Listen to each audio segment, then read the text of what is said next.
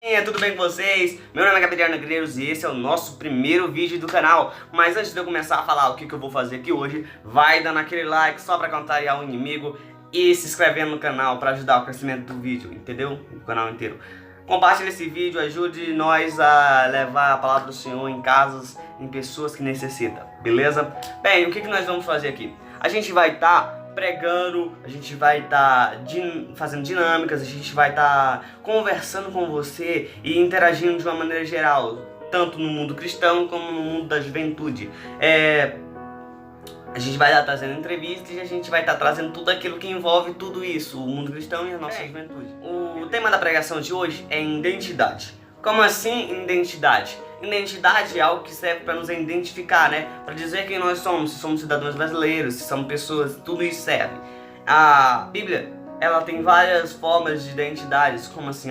Tá dizendo que várias pessoas na Bíblia fizeram sua identidade? Não, eu tô dizendo de chamados, ou seja, que no mundo cristão também tem identidade. Como assim? Eu não entendi. Eu vou te explicar na Bíblia a história de um homem que talvez a identidade dele não seja com aquela que... Talvez a identidade dele não poderia ser aquela que nós conhecemos hoje. Como assim? Eu vou falar de Moisés. Por que Moisés? Porque Moisés, ele foi criado num palácio dos egípcios. E o que tem a ver uma pessoa que levou o povo de Israel à Terra Prometida como ser criado no palácio? Bem, toda a história diz que Moisés foi para libertar o povo de Israel. Só que quando você vai ler, você entende que Moisés foi criado num palácio onde não tinha nada a ver com os hebreus. Quer ter uma ideia? Eu vou lhe explicar. Abra sua Bíblia no livro de Êxodo, capítulo 2, versículo 5, por favor. Quer dizer assim a palavra do Senhor Jesus Cristo: E a filha de Faraó desceu a lavar-se no rio, e as suas donzelas passeavam pela borda do rio. E ela viu a arca no meio dos juncos, e enviou uma criada, e a tomou. E abrindo-a, viu o menino, e eis que o menino chorava.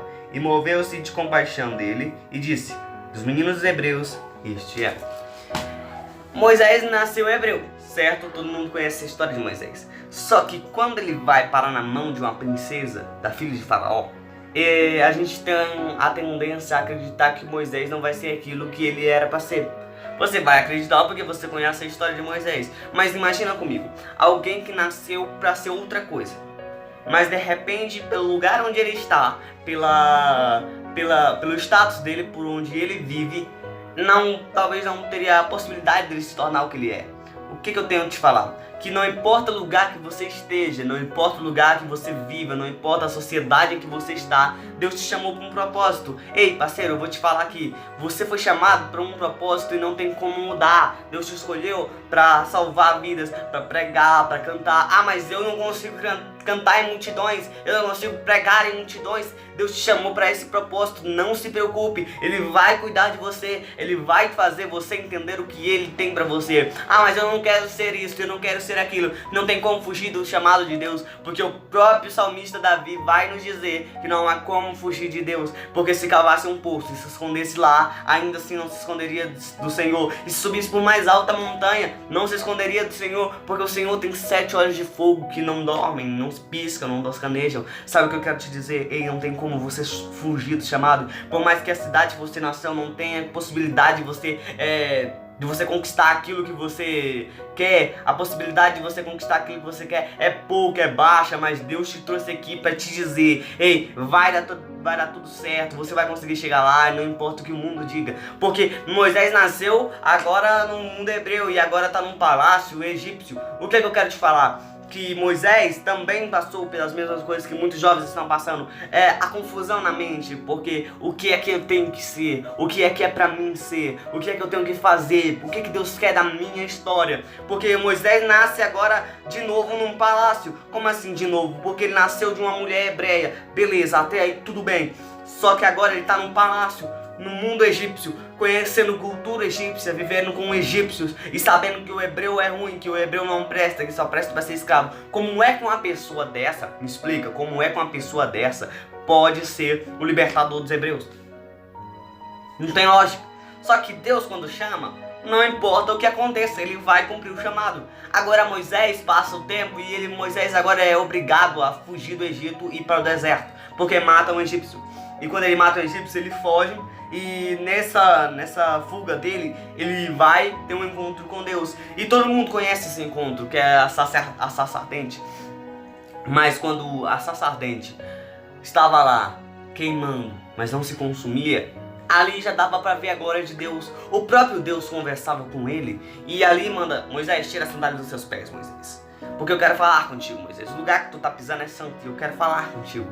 Sabe, às vezes a gente se tranca num quarto e às vezes a gente para pra pensar o que nós seremos da nossa vida. Às vezes a gente só quer se trancar e não quer saber de nada, entender por que existimos, por que vivemos, por que ainda respiramos. E Deus te trouxe aqui pra te dizer que quer falar contigo. Talvez em vez de você se trancar num quarto e querer esquecer do mundo, tá na hora de você se trancar num quarto e falar com Deus. E perguntar pra Deus: Deus, o que é que o Senhor quer de mim? O que é que o Senhor quer da minha história? O que é que o Senhor quer da minha vida? É isso que Ele quer de você, entendeu? Não precisa mais você se trancar num quarto pra chorar, mas chore nos pés de Jesus, porque eu tenho uma absoluta certeza que Ele enxuga suas lágrimas, entendeu? Moisés agora tá conversando com Deus, e Deus fala assim: Moisés, eu te escolhi pra mudar uma história. Como assim? Eu fiz uma promessa, Moisés, há muito tempo atrás, e essa promessa, Moisés, foi de libertar o povo do Egito, o povo hebreu do Egito, e levar para a terra prometida.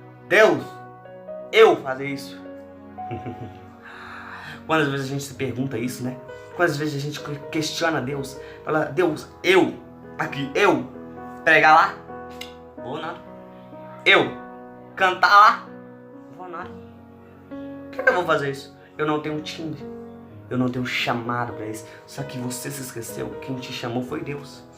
Há muito tempo atrás, antes de Moisés nascer, Deus fez uma promessa que libertaria o povo de Israel das mãos do Egito. Como assim que Moisés iria libertar um povo inteiro?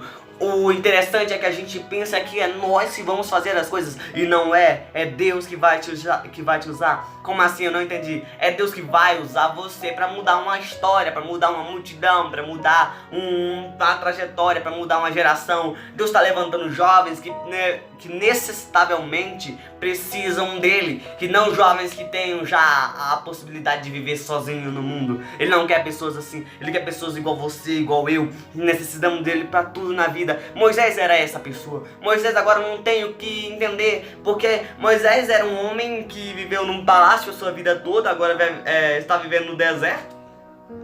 E nesse deserto tem um encontro com Deus, e nesse encontro com Deus, Deus fala para ele que vai usar ele para libertar o povo do Egito. Como é que isso vai acontecer? Me explica aí, por favor. Não tem lógica. Não tem a absoluta lógica do que está acontecendo. Só que Deus, Ele é perfeito. Se Ele te escolheu, Ele se responsabiliza, beleza? Vou explicar melhor. Você foi escolhido por um propósito, então cumpra. Tá na hora de você parar de questionar Deus e entender o que Ele quer pra você de verdade, entendeu? Beleza?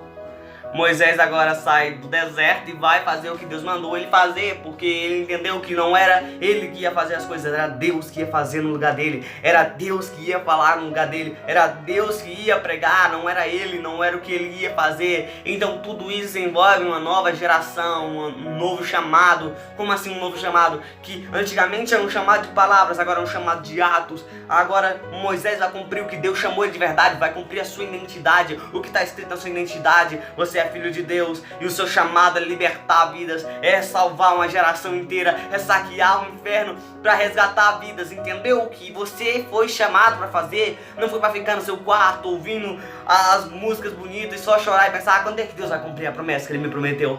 Quando é que Deus vai fazer aquilo na minha vida? Quando é que Deus vai... acho que Ele vai fazer daqui a pouco, mas eu vou esperar Ele. Não foi para isso que Deus te chamou. Então entenda, capita isso na sua mente, que você foi chamado por um propósito. Então cumpra-o da maneira de Deus. Como é que eu vou cumprir isso? Peça para Deus, Ele vai te ajudar.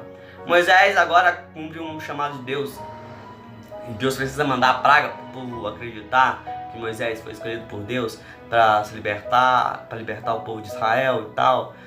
Mas quando ele chega lá no Egito, no deserto, acontece uma coisa interessante. É que em todo o tempo, Deus não o abandona. Por exemplo, o deserto ia matar o povo em poucos dias, porque o deserto é quente. Isso todo mundo já sabe, todo mundo conhece a história do deserto. Mas Moisés ali está com Deus. O povo está caminhando com Deus. Sabe o que eu quero te dizer? Que quando Deus caminha com você, acontece algo extraordinário.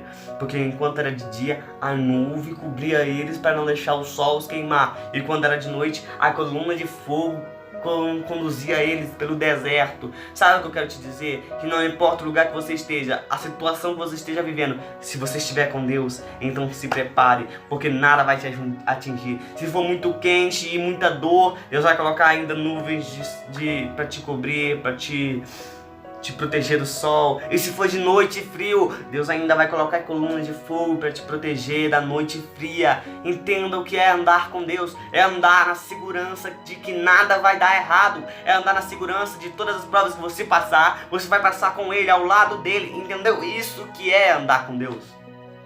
Moisés agora está andando com Deus, só que chega num ponto em que ele é encurralado. Na frente dele tem o mar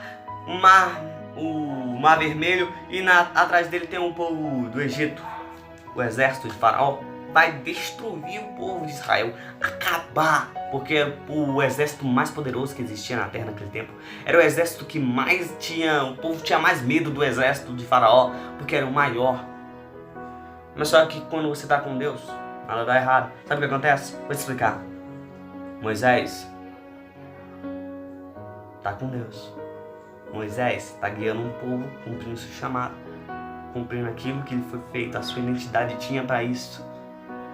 O que acontece? Deus abre o mar vermelho. Olha que loucura que Deus faz, cara. Deus abre um mar vermelho para o povo passar de pés enxutos. Sabe o que eu quero te dizer? Que por mais que a tribulação seja grande, por mais que você não acredite que nada vai mudar, dependentemente de onde você esteja, dependentemente de tudo que você faz, nada vai mudar. Deus ainda tem possibilidades de abrir portas onde não há portas. Deus ainda tem o poder de abrir o mar vermelho. E por mais que você esteja encurralado, ore a Deus, peça a Deus, e Ele ainda vai abrir o mar vermelho, entendeu? E Ele leva o povo de Israel para o deserto, onde passaram 40 anos, mas só passaram 40 anos porque murmuraram.